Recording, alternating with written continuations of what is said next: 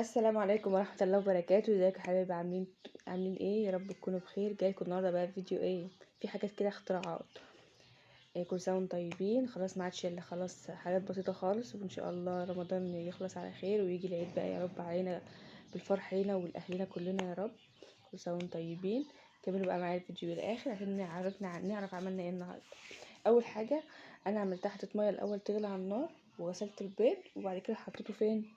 في الميه اللي احنا حطيناها. انا البيض دوت انا مش هسلقه لوحده، انا هسلق معاه ايه؟ هسلق معاه مكرونه.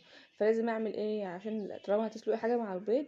لازم تحطي معلقه ملح كبيره عشان تقفل لك المسامات خالص بتاعه البيضه دي كلها، وتخلي البيض يتسلق في حاجه كده لوحده، والمكرونه في حته لوحدها. خليت البيض يغلي، قفلت عليه الغطا. هنجهز بقى هنا الطماطم للصلصه بتاعه المكرونه. جبت 4 طماطمات صغيرين كده، يعني الطماطم ديت باختيارك، كتري الطماطم زي ما انت عايزه، بتقلليها زي ما انت عايز. والتكه اللي انا حطيتها بقى، حطيت فيها بصلايه صغيره. البصلايه الصغيره ديت بتديكي تيست للصلصه بتاعه المكرونه تحفه. جربوا كده وان شاء الله تدعوا لي يعني تاكلوا مكرونه كده فيها طعم لا حلو مميز. جبت هنا بقى حاجه الصينيه اللي انت شايفينها ديت، وحطيت فيها، عملت فيها بصلايه مبشوره وطماطميه مبشوره، معلقه زيت، معلقتين 2 خل، ملح وفلفل، شعرة بابريكا، 7 توابل، بهارات فراخ، ومسكتهم كلهم قلبتهم كويس بالمعلقه. اللي انت عارفين اي تتبيله لازم نحط فيها ايه؟ زبادي. الزبادي بيدينا طراوه كده للانسجه بتاعه الفراخ، وبتخليها بتستوي بسرعه، وفي نفس الوقت طعمها بيبقى حلو. انا كان عندي زبادي في التلاجة، الزبادي دوت انا اللي عاملاه، زبادي بيتي. لو حابين ترجعوا لو حابين يعني تعرفوا طريقه الزبادي ايه، ارجعوا عندك في الفيديوهات بتاعتي القديمه هتلاقي الوصفه موجوده. ما شاء الله، يعني طول شهر رمضان ما اشتريتش خالص زبادي من بره. كنت دايما اعمل زبادي، ولما يخلص اسيب كوبايه خميره للمرحله يعني للمره الجايه بتاعه الزبادي. كده خلاص اهوت الخليط بتاعنا جاهز. اهم حاجه ما تقليش الملح، لان لسه في الفيجيتار بيبقى اصلا فيه الحدوقيه بتاعته، عشان الحاجه بس منك ملحها ما يبقاش زياده. خلاص التتبيله ديت جاهزه. التتبيله ديت جاهزه لايه؟ انا هقول لكم الايه دلوقتي للفراخ ديت، لصدور الفراخ. انا كنت جايبه فرخه، مسكتها قطعت الوراك. يعني هنزلها لكم في صينيه فراخ لوحدها. صينيه فراخ ببطاطس، والصدور الفراخ زي ما انتم شايفين اهوت. زي ما انا قلت لكم، الطبق اللي ورا دوت فيه بقيه صدور الفرخه، قطعتها شرايح وحطيت فيها في التتبيله اللي انتم شفتوها ديت ايه، كميه الصدور دي كلها.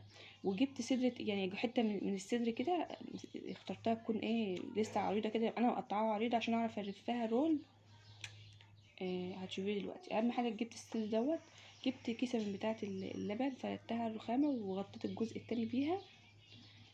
ومسكت بقى عندي ايه، ما عندكيش مثلا اللي هو بتاع اللي بدق البفتيك دوت، باي حاجه باي حاجه عندك تكون تقيله شويه كده، تحاولي تفتحي الانسجه بتاعتها، عشان هوريكم نعمل بيها ايه بالصدر اللي انا بدقدقه ده. وبعد كده اقوم جايه حاطاه فين؟ في التتبيله بتاعتك. طب انت افرضي مثلا ما عندكيش الا الصدر دوت ومش عايزه تعملي تتبيله كتيره بقى كده، خلاص شويه ملح وفلفل وشويه 7 بهارات، وتحطيهم على الناحيه دي، يعني الوش دوت والوش التاني، وخلاص كده دي تتبيله الفراخ. يعني برضو ما تحاوليش يعني لو ما فيش مثلا امكانيه ان انا اعمل كميه كبيره. طب واهم حاجه وانت بتمسكي مثلا بتتكي كده على الفراخ عشان تفتحي المسامات، ما تتكيش قوي. انا كل ده يعني بخبط تخبيط بسيط، لان الانسجه بتاعه الفراخ اصلا انسجه ضعيفه خالص. كل دي حاجات انا بقول لكم عليها، هي ممكن تكون بسيطه بالنسبه لكم بس بتفرق. يعني ممكن عندي اخبط جامد جامد اهري مني صدر الفرخ. لا احنا بس بنحاول نعمل مسامات، وفي نفس الوقت محافظين على القوام الصدر، يعني عشان ما يتهرش مننا. بس خلاص كده اقوم جايه انا واخداه شايلاه وحطيت فين؟ في التتبيله اللي انا عملتها دي.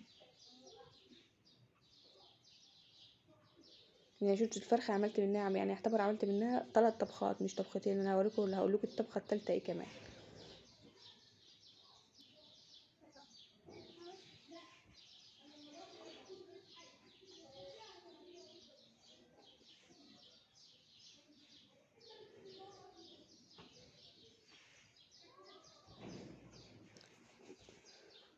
البيض خد شويه حلوين اهوت على النار، قمت جايه نازله بالمكرونه وخلاص على كده.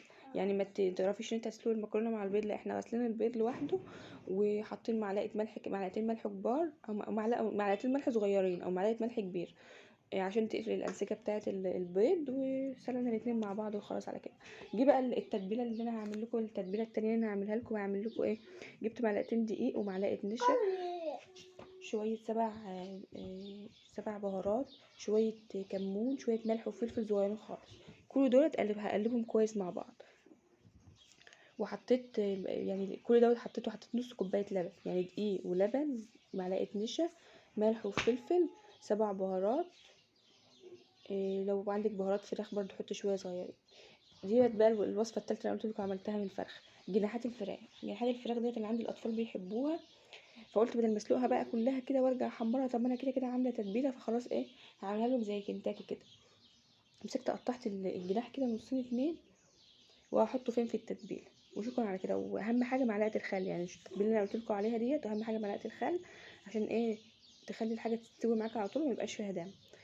يستحسن بقى لتتبيله الفراخ ديت، اللي هي تتبيله جناحات الفراخ ديت، اللي احنا نحطها في التلاجة من بالليل، عشان تلحق ده ايه مع نفسها كده الانسجه، الخل يخلي الانسجه تمام، حلوه، تدوب معانا يعني ايه وتتبل. انما انا عشان كنت مستعجله، كنت بادئه اصلا بعد العصر، فكنت عايزه ايه انجز في الوقت. فجبت انا بقى هنا بقى ايه، هنا خلاص بقى كنا خلاص قطعنا السلطه، وكنت خلاص جناحات الفراخ ديت مسكتها حمرتها منها من العجينه على طول، وطلعت مخلل، وكان عندي كيسين كاتشب فضيتهم، والمكرونه قلبتها خلاص لما الصلصه طابت قلبتها على بعضها. والكوردون بلو دوت جبت كيس، والكوردون بلو حطيت بيضه بالفيجيتار، وكانك بتحمري البانيه عادي خالص، وقمت جايه قلياه وخلاص. وكان عندي بيض سلقته وشوكولاته، والجبنه كانت سايحه، كان صراحه كان حلو قوي. وسلقت بيض، اللي عايز ياكل بيض ياكل، اللي عايز بقى ياكل حته الكوردون بلو دوت ياكلها. وخلاص على كده. وعملت صبيت اللي هو التمر هندي، شويه مخلل، شويه كاتشب. ويا رب الاكله بتاعت النهارده يا رب تعجبكم، حاجه خفيفه كده. وكل سنه وانتم طيبين، والسلام عليكم ورحمه الله وبركاته.